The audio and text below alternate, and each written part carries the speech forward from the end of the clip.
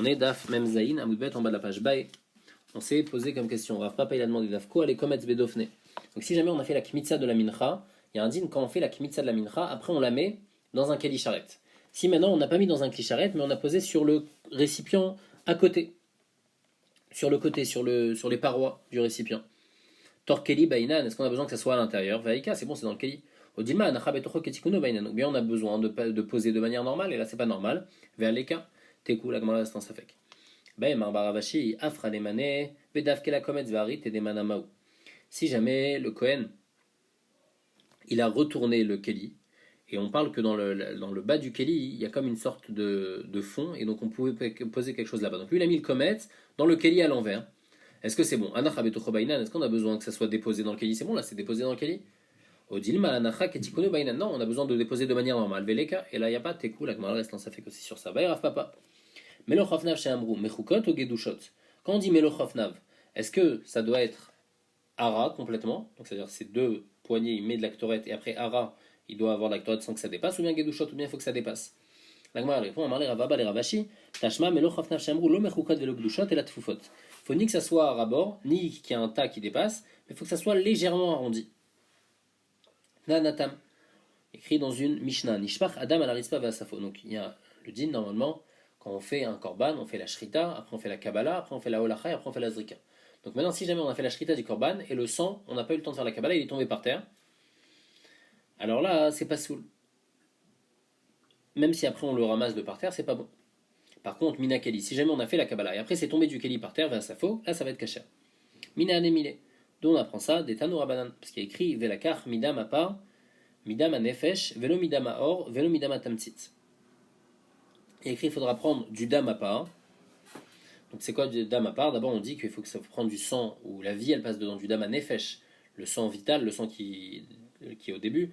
Velo midam aor, ni le sang de la peau, ni le dam à tamtzit, ni le sang qui est après, c'est-à-dire au début quand on fait la shrita, il y a un premier sang qui sort, et le sang qui vient après le dam à tamtzit, ça on peut pas faire avec. Donc la Kabbalah, il faut vraiment que ce soit le premier sang qui sort. Midam à part, dam mais à part, yekablenu. On apprend de midam à part. Comment on apprend midam à part? On dit dam mais à part. Il faut prendre le sang directement du part.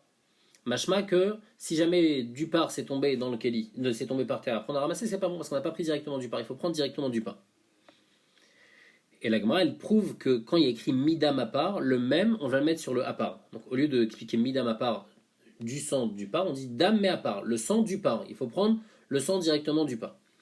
Pourquoi on ne peut pas expliquer midam à part? Si tu veux dire midam à fait mixat dam, qu'on n'est pas obligé de prendre tout le sang, on prend juste une partie du sang. Pourtant, Amarav Yehuda, Mekabel, ça chez Kabel Kol Damo, Shalpa. Quand on fait la Kabbalah du sang d'un korban, il faut recevoir tout le sang, en tous les cas le dam anefesh. Il faut recevoir tout ce sang-là pour que ça marche. Comme c'est écrit, Kol Adam à part, Ishpor Echison Misbeach. Donc on voit que tout le sang, on doit le recevoir. Alors midam à part, on ne peut pas expliquer comme ça. Alors comment il faut expliquer? Midam à part, dam mais à part, yekablenu. Il faut prendre le sang directement du part si jamais c'est tombé par terre. Et après on a ramassé, c'est pas bon. Fait qu'à savoir, Gori nous aussi fait une dorchine. Et le Tana Sabraïta, il pense qu'on peut enlever, rajouter et faire une dracha. Parce qu'ici il y a écrit midam à part. On va enlever le même du dam et on va le mettre sur le part. Et donc à dire dam mais à part. Donc on enlève, on met et comme ça on fait une dracha pour nous apprendre qu'il faut prendre directement du part. Et si jamais c'est tombé par terre, on a ramassé, c'est pas bon. Mais Rav Papa il a demandé dit pas dire l'actoret mimelo chafnav maou. Si jamais l'actoret elle est tombée, donc elle était dans les mains du Kohen Gadol quand il a fait la chafina et après c'est tombé par terre. Est-ce qu'il peut ramasser ou pas? Yado ketsavar behema dame ou psula. Est-ce que sa main elle est comme le cou de l'animal et donc c'est tombé directement du cou de l'animal et donc c'est pas bon? Odino qui clicharet dame velo psula ou bien c'est considéré comme un clicharet et c'est pas soul et la Gemara elle reste en tekou, elle reste en safek. Rav Papa il a une autre question. Chishev et chafinat ktoret maou. Si jamais le Kohen Gadol quand il a rempli ses mains il a eu une marchava de pigoule, il a eu une marchava de brûler la ktoret qu'il est en train de prendre pour le lendemain. Ma'adin dans ce cas-là, est-ce que ça va être possel ou pas? Miam rinanialif melo melo mincha, est-ce qu'on fait une grachava melo melo de mincha? Et donc ma'at ma'aniaba marchava de la manière que dans mincha, on peut avoir une marchava de pigoule dans mincha, achanami ma'aniaba marchava. Alors ici aussi, si jamais on a une marchava de chutz lizmano au moment de la chafina, ça va être pas soul? Olo ou bien non? Est-ce que c'est différent la chafina par rapport à ça? Amar les Rav Shimi Barash, il est Rav Papa. Tashma, viens, je t'apporte une preuve. Aussi, Rabbi Akiva, il a rajouté à Solet, Vactoret, Valevona, Vagechalim. Il a rajouté sur la règle que Imnagad Vulium Mixatan Passal Kulan. Si jamais un Vulium il a touché une partie, donc de la farine ou de la Ktoret, ou bien de la Levona ou bien des Gechalim, il a touché juste une partie, eh ben, il va tout rendre pasoul. Donc bien qu'il n'a pas touché directement toutes les braises, mais comme il a touché les braises qui sont dans le même keli, une partie des braises, tout va devenir pasoul. La même chose pour l'actoret, il touche une partie de l'actoret, toute l'actoret va devenir pasoul puisque c'est dans le même keli. Kassal kadatar, ici kassal kadatar, ça veut dire donc logiquement on comprend que midé passal dvulium, passe la namelina, puisqu'un dvulium il peut rendre pasoul cette actoret là. Donc aussi si ça passe la nuit, ça va devenir pasoul. Pourquoi? Parce que comment le dvulium il va rendre pasoul? Parce que le dvulium il va faire que quand je touche, pourquoi le dvulium il va rendre pasoul tout? Parce que quand il touche, il va tout rendre pasoul parce que tout est dans le même keli. Donc on voit que quand on met dans le kli, c'est considéré mettre dans un kli charret, ça va avoir une douche à tagouf. Et comme ça a une douche à tagouf, alors quand il va toucher, ça va tout devenir pasoul. Donc puisqu'il y a une douche à tagouf, alors si ça passe la nuit aussi, ça devient pasoul. Au midelina passe la nuit marshava. Et puisque à partir de ce moment-là, lina ça va devenir pasoul, alors une marshava aussi, chutzizmano, ça va aussi rendre pasoul. Donc ça c'est la preuve de l'agma. Donc on voit clairement qu'on peut faire si jamais on a une marshava, une mauvaise marshava, le Kohen Gadol au moment où il fait la chafina, il va rendre pasoul. Bah Rafa par un autre ça fait. Si jamais Rishev Bachtiad Gechalimao, si le Kohen Gadol au moment de prendre les braises, il a pris les braises en ayant une marshava de brûler l'actoret le lendemain. M'a dit dans ce cas-là, marchiré mitzvah qui est mitzvah d'amou, est-ce que quelque chose qui permet d'arriver à une mitzvah. Si les braises, c'est pas l'essentiel de la mitzvah, c'est juste pour pouvoir faire la mitzvah. Est-ce que c'est considéré comme une mitzvah ou c'est pas considéré comme la mitzvah elle-même? Et donc, s'il a une marshava à ce moment-là, est-ce que c'est possède ou pas? T'es cool, la camarade reste dans sa fait sur ça. On a expliqué la première explication de Rashi. Ben, il est merav shechet. Olacha bismol maou. Si jamais il a fait une olacha, donc on apporte le sang, quand on apporte le sang, on a dit dans toute la avodot quand on fait un korban, il y a Shrita, Kabbalah, Olacha, on doit apporter. Maintenant, dans Shrita, en tous les cas dans Kabbalah et Zrika, c'est clair qu'il faut faire de la main droite. Il y a des psukim dans la Torah, c'est clair qu'il faut faire de la main droite. La question c'est la Olacha, quand j'apporte le sang, est-ce que je suis obligé de le faire de la main droite ou je peux même le faire de la main gauche? Alors, Agmara dit, Amalou, Rav Sheshet, toi, on voit dans notre Mishnah, il y a écrit Natal et Tamarta Bimino, Vatakavismolo, il a pris la marta, la pelle, donc de braise dans sa main droite, et la cuillère avec la ktoret dans sa main gauche, donc on voit qu'on peut faire la Olacha avec la main gauche. L'Agmara dit Venif Chatleu, mais Aditnan. On peut apporter une autre preuve. Il y a écrit à Regal chez Yamin Bismol ou Betora la Chutz. Il y a écrit que quand on apporte les membres du Tamid sur le Misbéach, on prend le Regel. Donc pour apporter ce membre sur le Misbéach, on prend le Regel de droite dans la main gauche. Donc si on prend le Regel de droite dans la main gauche, donc on voit qu'on peut apporter de la main gauche. L'Agmara dit non, mais attends, je peux pas apporter une preuve de là-bas. Parce que là-bas, je redis Avamina Anemil Olacha de l'Magva Kapara. Seulement une Olacha de quelque chose que j'apporte qui n'est pas Me'akev la Kapara. Si jamais j'apporte pas les membres sur le Misbéach, c'est pas très dérangeant. J'ai pas fait la mitzvah complète, mais la kapara, le korban, il est bon, même si j'ai pas apporté les membres sur le misbéach. Donc c'est pour ça que dans ce cas-là, si j'ai apporté avec la main gauche, c'est pas grave. Aval olacha de magva kaparalo, mais peut-être que la olacha du sang, et là le sang c'est makev la kapara, il faut obligatoirement apporter le sang pour avoir une kapara. Alors peut-être qu'il faut le faire obligatoirement de la main droite, comme Ashmalan, on apporte une preuve de l'autre Mishnah, de la Ktoret, qu'on a apporté la Ktoret de la main gauche, donc on voit que même quelque chose qui met makev la kapara, si on l'apporte de la main gauche, c'est pas grave.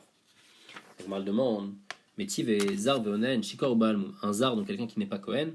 Un Kohen qui est onen, donc il a le droit de faire la avoda. Un shikor s'il est ivre, ou balmoum, ou bien s'il a un moum, il ne peut pas faire la avoda. Bekabala, ou alacha, ou bezrika, pasoul. Si jamais ils ont fait la kabbalah, ou bien la olacha, ou bien la zrika, ils ont rendu pasoul le korban. Vechen yoshev, et la même chose quelqu'un d'assis, vechen smol pasoul. Et aussi si on fait avec la main gauche, c'est pasoul. Donc mashma, que même la olacha, si on fait avec la main gauche, c'est pasoul. Tchoufta, la Gemara, Bemet, elle reste en safek. Elle dit c'est une question, elle dit qu'il est écrit clairement ici que la holacha on peut pas la faire besmol. Il faut dire qu'il y a une différence. Dans ce Tishanim ils expliquent qu'il y a une différence entre Yom Kippour et la holacha de tous les jours. À Yom Kippour, comme on devait obligatoirement, on avait dit on était obligé de prendre l'appel de Ktoret et l'appel de braise. Donc puisqu'on est obligé de prendre les deux, on est obligé de mettre un des deux dans la main gauche. Mais quand on n'est pas obligé, comme dans la holacha du sang, alors là il faut faire obligatoirement de la main droite et si on a fait de la main gauche ça va être passou. Donc mal demande vers Rav Sheshet ou Deodva, la mal et Rav Sheshet la mori de Rav Frisda. Pourtant, nous on a posé ici une question sur Rav Sheshet de cette braïta-là. Mais on voit dans une autre histoire que Rav Sheshet lui-même il a posé une question sur autre chose de cette braïta. Donc Rav Sheshet il connaissait cette braïta. Alors pourquoi il n'a pas su? D'abord, Rav Sheshet la morée de Rav Frisda, d'abord, mine Rav Frisda, demande à Rav Frisda, Olacha bezar maou. Est-ce qu'un zar il peut faire la olacha du sang? Amarlek Shera, au Mikra Messayan, il a dit c'est caché, je peux apporter une preuve d'un passou qui a écrit Veshratu a Pesar, Vizriko Akonim Miyadam. Ils vont faire la shrita du Pessah et on va faire la zrika. Les Kohanim vont faire la zrika de leurs mains. Machma que les Kohanim ils vont prendre de la main du Israël le sang pour faire la zrika. Donc machma que le Kohen il va faire la zrika et que le zar il peut faire la holacha. Au motif Rav Sheshet sur sa Rav Sheshet dissident, il écrit clairement dans une braïta Braïta qu'on a vu avant. Zar, Veonen, Chikor, Balmou, Bekabala, Bolacha, Bezrika, Pasoul. Vechen, Yoshavechen, Smol, Pasoul. Donc on voit clairement qu'un Zar, il peut pas faire le Holacha. Et Rav Shechet, donc il connaissait cette Braïta. La Gemara répond, Batar des Shama à Daroudva. C'est vrai que Rav Shechet, il connaissait cette Braïta. Mais en fait, Rav Shechet, il a appris seulement après cette Braïta. C'est-à-dire, au début, Rav Shechet, on lui a parlé de la question sur le côté gauche. Au côté gauche, il ne connaissait pas la réponse. Alors il a commencé à essayer d'apporter une preuve de Yom Kippour. On a repoussé sa preuve, on lui a dit non, il y a clairement dans une Braïta pas comme ça. Après, dans une autre histoire, Rav Shechet, il a demandé par rapport à la Holacha Bézar, est-ce que c'est bon ou pas. Et sur ça, il a apporté une preuve de la Holacha Bézar. La Gemara dit, donc on voit en tous les cas que la Holacha Bézar et la Holacha Bismol, c'est pas sous. La Gemara dit, va Rav Frisda Kraka Amar. Le problème, c'est que Rav Frisda, il avait apporté une preuve du Pasouk, que la Holacha, on peut faire par un Zar. La Gemara répond, Davoud Maaseit Steba. C'est vrai que le Kohen, il prenait le sang de la personne directement du Zar pour faire la Zrika, mais c'est pas que le Zar, il faisait la Holacha. Le Zar, il était comme une Itzteba. Il était comme un support. Juste, il attrapait le sang. Il faisait pas la Holacha, il bougeait pas avec le sang. Il était comme un support. Après, le Kohen, il prenait le sang du Zar, il allait faire la Zrika. Et c'est ça qu'on apprend, mais le Zar, il a pas le droit de faire du tout la Holacha, et de la même manière qu'on n'a pas le droit de faire la Holacha de la main gauche.